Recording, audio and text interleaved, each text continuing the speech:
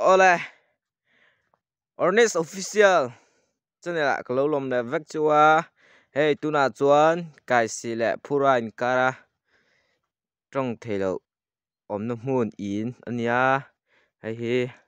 ai in anh ya chân sol mà chân son ek in lệ ar avul na te nia hay rem mà ama chowin oma he he mà te hen thing te chân he mà phura kal kong nia chuan he mà hen in anh này lệ ta ni chu đây mà em à ba he trong thể lộ á cụt giải dư việc ngày tan nha à phê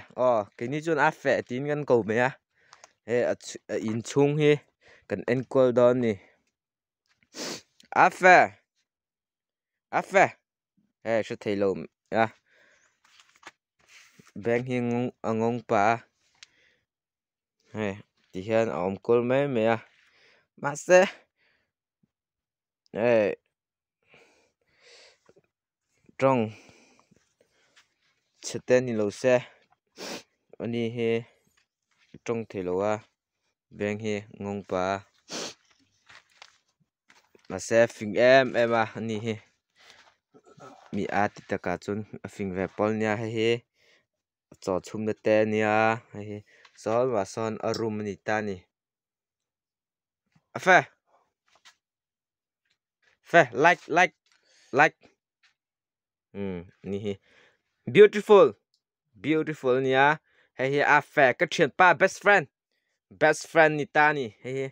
lau te me nia chuan he cho chum na te nia he hel mà hiền ai rong bol na te ani ta ni chuan hel mà hiền amut na hel mà hiền amut na room ani ta ni thì lang wa fe fe hel mà hiền hel mà hiền amut na room ani ta ni hey amut na fontaine này á hey bung ro vel te ni a fe he mi tai ma man laya an sui trin pasal tha thai za hola ang chi kha ni ta ni chuan cho ấy tụi em mà ấy lúc mà thầu chia tí ta ni à phải hiền cái bữa hè tụi này hiền sẽ về về cái chuột á vui he dead dead chuk sa tolo en potang ni som thum January anita chuan dar sari anita winjing hi tuna hian cho chum dona mei atuam don ani chuan buti hi main a thlei pa main he ta hian tui dana nia ama hi chomhe ti hian nei ngem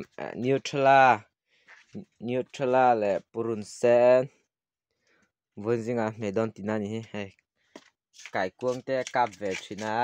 a fe hi mo a fe tan bikin tran pui du ten om takin a fe hi tlem omlo tam omlo tran pui du khuchuan comment lama in lo soi nga khachu gpay da te kan ngei to don ni a fe like beautiful ni le pots ni zana kai kuang kami tilang ro le fe kai kuang ni lo mai pol chi fe nghe là chung ấy ta mi hi hay hi alu ni em alu ni lo bal hay mà hay ni hi hey bal tiếng kia ấy ni hi chém em ni nice phê tun chan chuan du tok hrip phatang o